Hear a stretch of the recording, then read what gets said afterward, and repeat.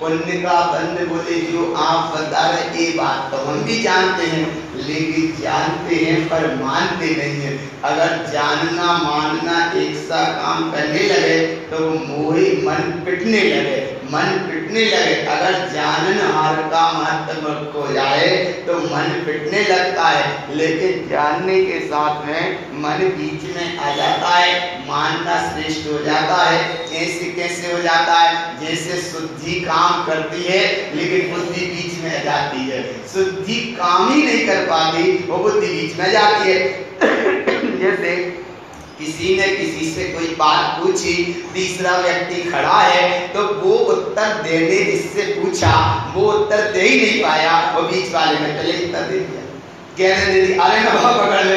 ऐसी बुद्धि बोलती है। और ये बुद्धि को काल अनुभव में कि सामने वाले ने पूछा कि ये दिन है या रात है, सामने वाले ने उत्तर दे नहीं पाया कि दिन है या रात है, उसने उत्तर दे ही नहीं पाया, सामने वाले ने कह दिया इतना तो तुझे समझ में नहीं आता कि दिन है। जब दिन है माने है तो ये पूछ क्या रहा दिन है रात है? अब नाम मालूम वो किस कारण से पूछा था, नाम मालूम किस बात को समझ को, लेकिन तीसरे ने उत्तर पहले दे दिया। क्यों दे दिया? कि एक तरफ से शुद्धि का उद्गम उठा लेकिन बुद्धि पहले बोल जाती है, इसलिए आप अपने आप में स्थिर नहीं रह पाते। उमा स्वामी जी महाराज ने कहा कायमान मना कर योगा स आश्रवा, ये मन वचन काय की चंचलता के कारण स आश्रवा निरंतर कर्मों का बंध होता है, हो रहा है। ऐसे कर्म के बंध के कारण में क्या बनता है? बस कारण इतना सा बनता है, सा वह पुण्यस्य पापस्य, या शुभ रूप रहेगा या अशुभ रूप रहेगा। बंध बस इतना सा है, या शुभ रूप रहेगा या अशुभ रूप रहेगा, इतना सा बंध है। इतने से बंध का परिणाम अनंत सागर है, इतने से बंध का परिणाम अनंत काल है, इतने से बंध का परिणाम सागरों की यात्रा है, इतने से बंध का परिणाम अनंत दुख की कहानी है, इतने से बंध का परिणाम जन्म मरण की कथा है, इतने से दुख के परिणाम अनंत 84 की यात्रा, अनंत सागर की यात्रा बनती है। इसलिए समय बहुत थोड़ा है, स्थिर होने का प्रयास करना और शुद्धि को ज्यादा ध्यान देना, बुद्धि को ज्यादा मत बोलने देना। बुद्धि आगे बोलती रहेगी, शुद्धि से बहुत दूर हो जाओगे, क्योंकि शुद्ध तुम्हारा स्वभाव था। अपाणम शुद्ध पाणम, शुद्ध तुम्हारी सत्ता है, शुद्ध तुम्हारा स्वभाव है, शुद्ध तुम्हारा वैभव है, शुद्ध तुम्हारा साम्राज्य है। ऐसी शुद्ध सत्ता में तो बुद्धि कैसे बोलती रहती है, ऐसे बोलती रहती है कि शुद्धता पर ठहरने नहीं देती, ठहरने नहीं देती, अपने आप स्थिर नहीं आने देती। दो मित्र सुबह सुबह से घूमने जाते थे, बस जाते थे, घंटों घूम के आते थे। कोई वैज्ञानिक समझ ले, कोई भी मित्र थे, वो जाते थे घूमने, उस संयोग की बात घूम के आते थे, रास्ता भर कोई बात नहीं करते थे। केवल जैसे ही उनका रेगिस्तान आता था, अपने अपने द्वारों में वो घर में प्रवेश करते थे, इतना सा शब्द बोलते थे, नमस्कार, बस इतना सा शब्द बोलते थे, इतना सा शब्द बोले, वो अपने स्थान पे गया, वो अपने स्थान पे चले जाते थे। संयोग की बात, किसी मित्र का कोई मेहमान आया, तीसरे दिन का समय समझो, वो भी उसके साथ घूमने गए। 2 जाते थे घूमने, अब 3 गए घूमने, और जैसे ही 3 घूमने गए तो रास्ते में थोड़ा सा ऐसा कोई मौसम हुआ होगा, पानी का मौसम उठा होगा, थोड़ी सी कोई मौसम में शीतलता आई होगी, या कोई भी ऐसी स्थिति बनी होगी, तो उस तीसरे व्यक्ति को पता नहीं था कि ये घूमते तो हैं लेकिन मौन पूर्वक घूमते हैं, ये घूमते तो हैं लेकिन अपने आप में स्थिर परिस्थित होकर घूमते हैं। बाहर से क्रिया चलती रहती है लेकिन वे अपने आप में स्थिर होकर घूमते हैं। ये संयोग की बात उस तीसरे व्यक्ति को ये पता नहीं था, और जैसे ही मौसम थोड़ा सा ऐसा सुहावना हुआ, और ऐसे मौसम के साथ में उस तीसरे व्यक्ति मेहमान ने कह दिया, दोनों के बीच में ये कह दिया कि आज मौसम बड़ा सुहावना है। आगे शब्द ज्यादा तो नहीं याद हो गया ना, बकाय शब्द को याद मत करना, केवल शब्द की भावना को याद करना।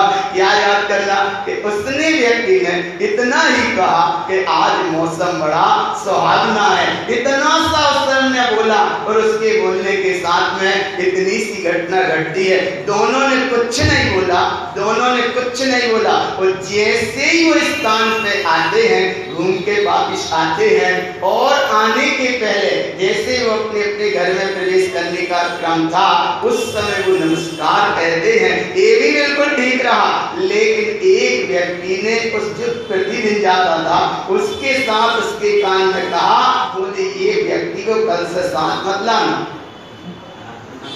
नहीं आ रहा पकड़ में, आ रहा है ना, स्थिति का वर्णन कैसे होता है, ये व्यक्ति को कल से साथ में लेके नहीं आना। इतना सा उसने उसके कान में कह दिया। बोले ये सब क्यों कह दिया? बोले अच्छा है, हमारा मेहमान, उसका सम्मान होना चाहिए, अपमान नहीं होना चाहिए। बोले ये सम्मान अपमान सब घर की कहानी है, सब संसार की कहानी है। तो बोले ये बात तो बताओ, आखिर इसने ऐसा क्या कह दिया या क्या कर दिया? बोले जो कुछ कह दिया, जो कुछ कर दिया वो तुम समझ नहीं पाए, इसलिए जब बुद्धि बोल रही है इसने क्या कह दिया, क्या कर दिया, इसको कल क्यों लेके नहीं आना? तो उसने धीरे से कहा कि एक तो इसलिए लेके मत आना कल से कि हम तुम घूमने जाते हैं, ये बात सही है, नमस्कार आखिरी पॉइंट पे होती है, ये बात भी सही है, तुम भी मौन रहते हो, हम भी मौन रहते हैं। उस समय घूमने की अवस्था में इससे क्या कहने की जरूरत थी कि आज मौसम बड़ा सुहावना है? क्या जरूरत? क्या तुम्हें नहीं जानने में आ रहा था? वो हमें भी जानने में आ रहा था। जब उसे जानने में आ रहा था तो तुम्हें भी जानने में आ रहा था, हमें भी जानने में आ रहा था। फिर इसने ये शब्द बोल के उपयोग को स्थिर क्यों किया कि आज मौसम बड़ा सुहावना है? तो ये व्यक्ति को कल से लेके इसलिए मत आना कि आज वो इतना ही बोला है कि आज मौसम बड़ा सुहावना है, कल अगर लेके आओगे तो वो सुहावनी जिंदगी में और घूम जाएगा, तुम्हारा हमारा घूमना हो जाएगा बंद और उसका सुनना हो जाएगा सुनाना प्रारंभ। इसलिए कल इसको साथ में लेकर मत आना। उस व्यक्ति को बोध हो गया कि एक शब्द ने कितनी दूरी कर दी, एक शब्द ने सुन तो लिया लेकिन गोली सुनने के साथ याद रहना, इसका नाम है अस्थिति। अस्थितिकरण माने दोष, और अपने आप में स्थिर रहो, उसका नाम है स्थितिकरण अंग। अपने आप में स्थिर रहो, उसका नाम है स्थितिकरण अंग। सामान्य सी भाषा में थोड़ा सा अपन देखते हैं, थोड़े थोड़े में लोग झूठ बोल जाते हैं, बाकी आप लोग नहीं बोलते हो, वो आपकी महानता है, क्योंकि महावीर के शासन में जन्मे हो, जिन धर्म को जानते हो, जिन शासन को जानते हो, जिन मार्ग पर चलने वाले हो, और झूठ को इसलिए नहीं बोलते होगे कि राजा वसु की कहानी सबने पढ़ी है, सबने जानी है कि बच झूठ सीधी। वो पढ़ेंगे परिविष्टन पर में इतने जोर से पढ़ेंगे कि एक झूठ के कारण राजा वसु का सिंहासन नीचे गिरता है, दूसरी बार से संकेत दिया जाता है फिर भी नहीं समझता है, तीसरी बार भी संकेत दिया जाता है लेकिन नहीं समझ पाता है, आसन उसका गिरता है, जाता है और आज समाजी कर्म उसका पूर्ण होता है, साथ में नरक चला गया। कितने के कारण में चला गया? एक झूठ के कारण। कितने झूठ के कारण?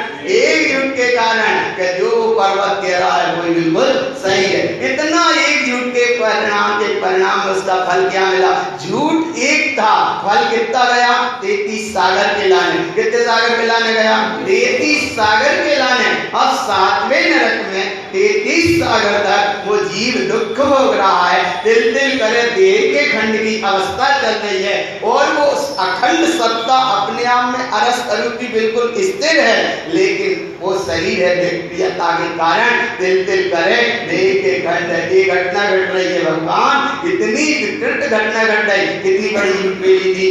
तो झूठ तो थोड़ी थी, लेकिन उस झूठ का फल भी बहुत बड़ा है। झूठ का फल इसलिए उसको राजा वसु को बड़ा मिला क्योंकि जरासीबा ने झूठ बोली, उसका परिणाम ये रहा कि आज तक बलि ये पशु बलि हो रही है। आज तक इतिहास में देखा, आगम में देखा, तो सबसे पहले जब पशु बलि कैसे प्रारंभ हुई? बोले इस कारण से प्रारंभ हुई, राजा वसु के कारण से प्रारंभ हुई। और उसका कारण क्या बना कि आज तक हिंसा होती चली जा रही है। लोग हिंसा में धर्म मान रहे, लोग पाप में धर्म मान रहे, लोग क्रियाओं में धर्म मान रहे, बस करते जा रहे, भटकते जा रहे, और संसार के चक्र में चलता जा रहा जिनका ग्राम। लेकिन उन सबसे हटकर एक तो फल था ये पशु गति का फल, और दूसरा फल रहा राजा वसु का 33 सागर का नरक गति का बंध। कितना बंध रहा? झूठ कितनी सी हटी। अच्छा, एक शब्द बोलने में कितनी देर लगेगी? कितनी देर लगेगी?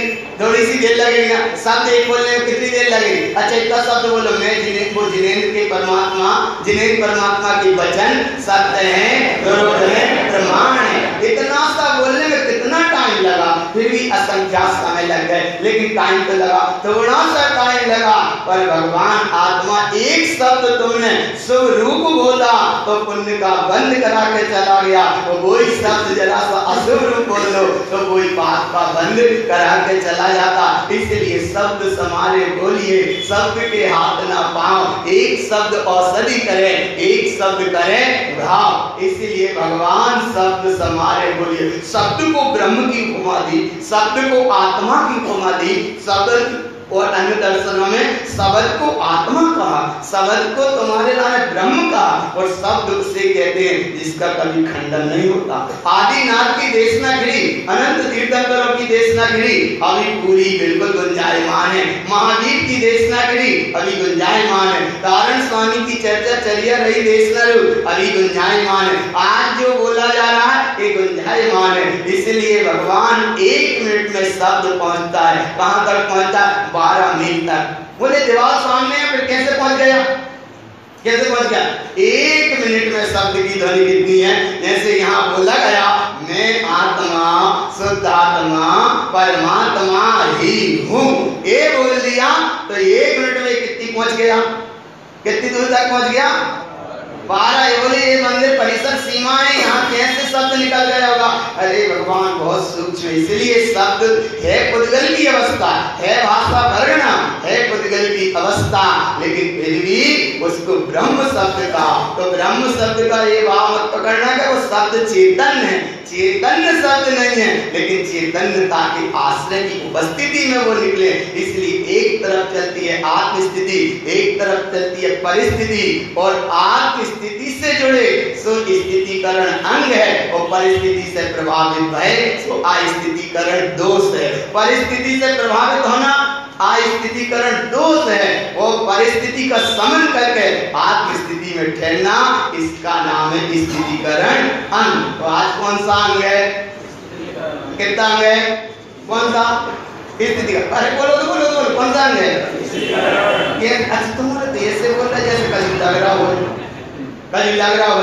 अरे कब हम वहां विचार करे व्रत भंडार में बोले इम्तिहान दे रहे, वो 1 से 1 का है, तब वहां विचार करे इतने तो कभी लगा ही नहीं, नहीं इतना कभी नहीं लगा, ध्यान ही नहीं देगा। इसलिए आज कौन सा अंग है? पक्का है स्थितिकरण अंग। अब स्थिति कहते हैं ठहरने की अवस्था को, करण कहते हैं परिणाम को, और अंग कहते हैं प्रगट अवस्था को। तीनों शब्द आगे पढ़ रहे हैं। स्थिति कहते हैं ठहरने की अवस्था, करण कहते हैं परिणाम को, और अंग कहते हैं प्रकट होने की व्यवस्था को। तो तीनों शब्द आगे पढ़ रहे हैं। स्थिति ठहर गए, करण परिणाम और अंग प्रकट हो गया। कैसे प्रकट हो गया? जब प्रकट हो गया सो स्थिति करण अंग है और प्रकट हो रहा है, अभी हो सकता है और नहीं भी हो सकता। तो एक शब्द की कितनी महानता है। आज का स्थिति करण अंग कितना अच्छा संदेश दे रहा है। जरा सा कामा को संभाल लो। एक शब्द कहते हैं रोको कामा मत जाने दो, जाको भाव पाने के लिए रोको कामा मत जाने दो। का भाव निकला इसका? रोक के रखो, अगर जान मत दो। आ रहे ना? इसका नाम बोले, इनसे कोई चर्चा करना है। रोको मत जाने दो, रोको स्थिति कर आ रही स्थिति, और रोको मत कामा जाने दो। आगे ना पकड़, रोको मत जाने दो और रोको मत जाने दो। दोनों शब्द आगे पकड़ में काम ही है ना, काम है। एक काम कहाँ लगा है? रोको मत जाने दो, माने मत रोको जाने दो। और एक काम कहाँ लगा? रोको मत जाने दो।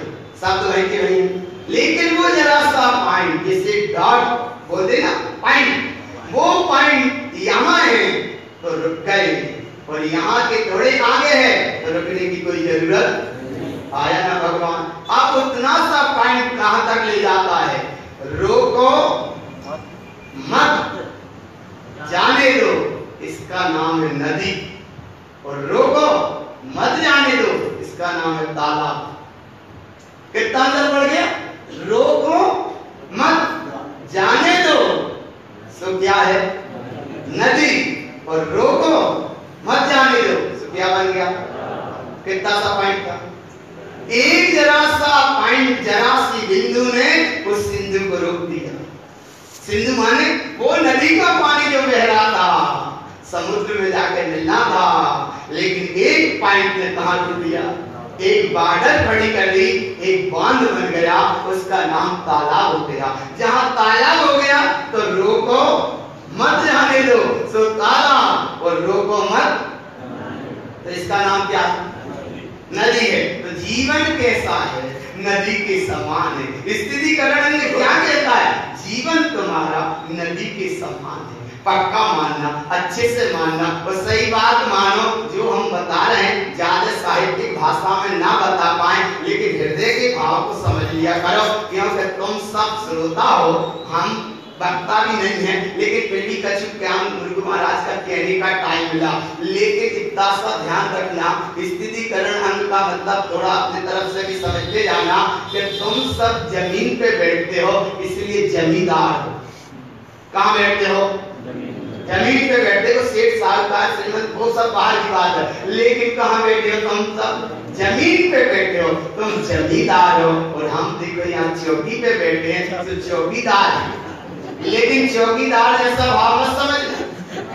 हाँ, हम बता इसलिए देते, नहीं तो बोले तुमने तो कही थी, बाजार नहीं पकड़ लेंगे। चौकीदार माने जितनी देर अपन जिन शासन की बात करते हैं, जिन धर्म की बात करते हैं, पंथ की बात करते हैं, गुरु महाराज की बात करते हैं, वह बात में इतनी सजगता रखते हैं कि हमरे कहने से अगर कोई व्यक्ति सलट ना पाए तो कम से कम भटक ना जाए। इसलिए बहने दो, चलने दो, सृजन का समय है, आगे बढ़ने का समय है, ये जल की बहने की अवस्था है। तुम रोक लोगे वो सीमित हो जाएगा। इसलिए थोड़ा सा ध्यान रखना, कितना सा ध्यान रखना कि चलते तो जाना पर जमींदारी निभाना अच्छे से। नहीं तो बोले आज से हम कौन हो गए? जमींदार। भले घर को मकान ना हो है ना। अच्छी सुनो देखो बाबा, घर का मकान नहीं, और जैसे जैसे कि अच्छा बोले सबको हो जाए मकान, को मत सोच लो, मकान सबको हो जाए, खूब सुखी रहे, खूब खुशी रहे, खूब आनंद में रहे, वो बात अलग है। लेकिन जमींदार हो गए ना और घर का मकान, फिर क्या बोले? अच्छा इस तरफ मत जोड़ो, उस तरफ देखो जरा। समझा कि जिनका 6 खंड का मकान बन जाए या 8 खंड का बन जाए या 4 खंड का बन जाए या 2 खंड का बन जाए। अब तक चक्रवर्ती की ओर देखो, चक्रवर्ती की संपदा इंद्र सरी के भोग काक बीट सम लखत है, सब में दृष्टि लो। एक तरफ वो 6 खंड का अधिपति चक्रवर्ती है, 96,000 इसके यहाँ रानियां हैं, 6 खंड का अधिपति है, अखंड राज कर रहा है। लेकिन उससे कैसे कर रहा है? अपने आप स्वरूप में वो स्थिर है और ये सब पर्याय परिस्थिति है। 6 खंड के राज में रहने के बाद भी वो परिस्थिति को महत्व नहीं दे रहा, इतने वैभव को महत्व नहीं दे रहा। तब तो कहते चक्रवर्ती की संपदा इंद्र सरी के भोग। सबसे ज्यादा अगर भोग का प्रमाण है तो इंद्र की यहाँ है, इसलिए इंद्र सरी के भोग। और सम्यक दृष्टि क्या करता है, कैसे जानता है, कैसे मानता है, कैसे मानता है? अरे पक्का तो क्यों पंडित जी कहाँ गए? सब तो क्यों पक्का तो क्यों? कैसा मानता है वो? अच्छा काट की बीट काय गई, अरे आगे के अनुसार बता रहे मनुष्य की काय नहीं गई, नहीं आ रहा पकड़ में। अरे भगवान का कभी दशा लखत है सम्मिलिटी लोग मनुष्य की काय या वो क्या में क्या? अरे इसलिए कहा वो बहुत ही ज्यादा अशुद्ध है। अगर कौवा मगड़ी पे बोलने लगे तो समझना कछु, लेकिन समझना मत ही। और एक तरफ आगम सूत्र आया काक ताजे न्याय, एक सूत्र आया और एक कौवा की बड़ी हुक्म है। इसलिए भगवान को समय पूरा हो रहा है, थोड़ी थोड़ी बात समझ लेना।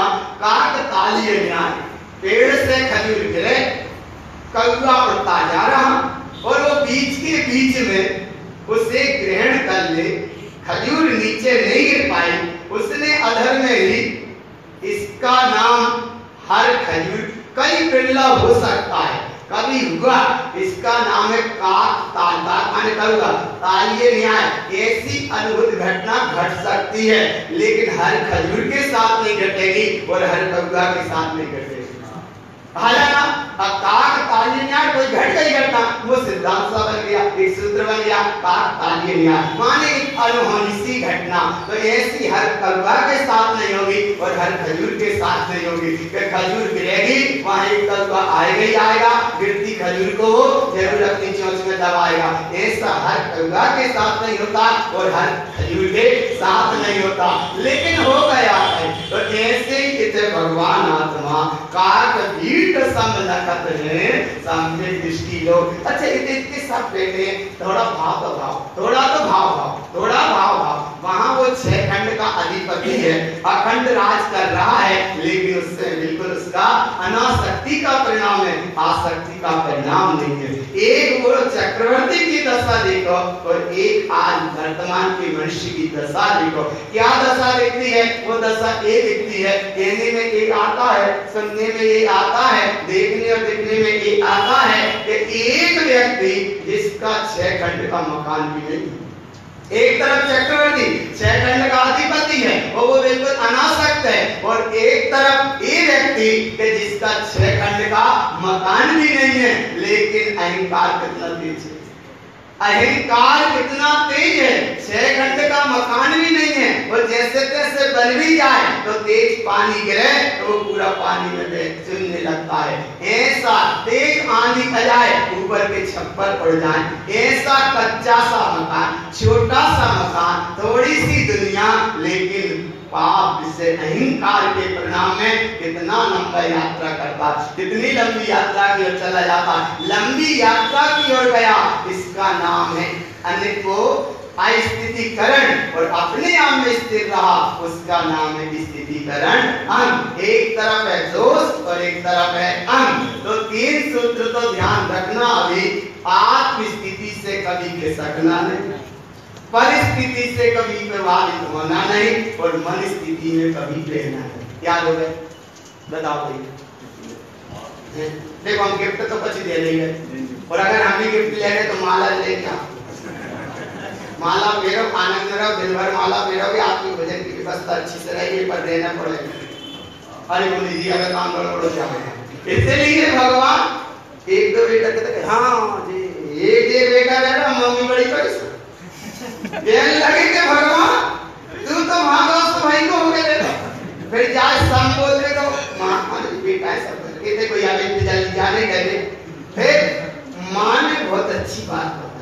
अच्छी बात बताए, इसलिए सुन सुन ध्यान से, इसलिए सब तैयारी करिए। माने कहा जाने कहिए काय बोले तुम, हम तो अच्छी कह रहे थे, पढ़ रहे थे, आ रहे थे, तो बोले तुम रोई क्यों? तो उसने माँ ने कहा, बोली सुन एक काम कर, जब तक हम हैं तब तक तो तू घर में रहे। अच्छा बोली, फिर बोले जाके बात क्या करें? बोले एक काम कर, अच्छा भले तू दिन में जाकर पाठ कर, स्वाध्याय कर, लेकिन एक डेढ़ दोपहर में आके कब बता जाओ करें? हाँ सकल देखो ये कोई अच्छा है ना बेटी को या ना बेटी पता नहीं, बोले एक बार दिन में याद है सकल बता दे। माने माँ की अकल में जाके अगर सकल इसलिए है कि धोखे में चलो ना, इसलिए सुनना ध्यान से कि आत्म स्थिति से खिसकना नहीं, और इतने जल्दी अगर जाने भी नहीं, इतने जल्दी ले जाने भी नहीं, चिंता मत करिए।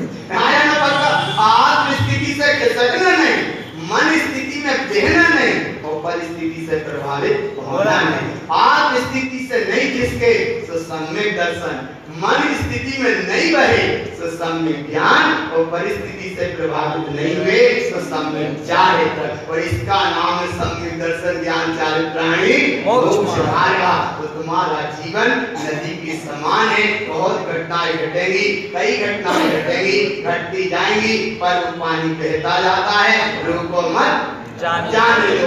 पानी बहता जाता है और बड़ा कष्ट सहता जाता है, वास्तव में बड़ा कष्ट सहता है, पानी बहता जा रहा है, कभी सकरे में से निकलना पड़ रहा, कभी चौड़े में से निकलना पड़ रहा, कभी ऊपर चढ़ना पड़ता है, कभी ऊपर से नीचे गिरना पड़ता है, कभी धूप में जाता है, कभी छांव में जाता है, लेकिन पानी बहता जाता है, संकट सहता जाता है, और बहता हुआ पानी एक ही संदेश देता जाता है, रोको मत मुझे जाने दो। बोले क्यों जाने दो? बोले तुम अगर कागज में भर लोगे मैं सीमित हो जाऊंगा, और इसलिए मत रोको, जाने दो, क्योंकि मुझे जाकर समुद्र में मिलना है। इसलिए तुम्हें थोड़ी सी तत्व चर्चा मिली है, रुकना मत, जाते जाओ, रोको मत जाने दो, ऐसा मत करना, इसलिए रोको मत जाने दो, आगे बढ़ते जाओगे। जीवन नदी के समान है, घटनाएं बहुत आएंगी, लेकिन वो जैसे जल सरोवर में समुद्र में मिलना चाहता है,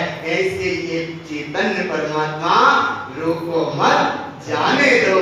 कहाँ जाके मिलना है? सिद्ध दशा को उपलब्ध होना। शेष चर्चा समय अनुसार, इसलिए आगे की चर्चा यहाँ रही, समय अपने पूरा भाव चर्चा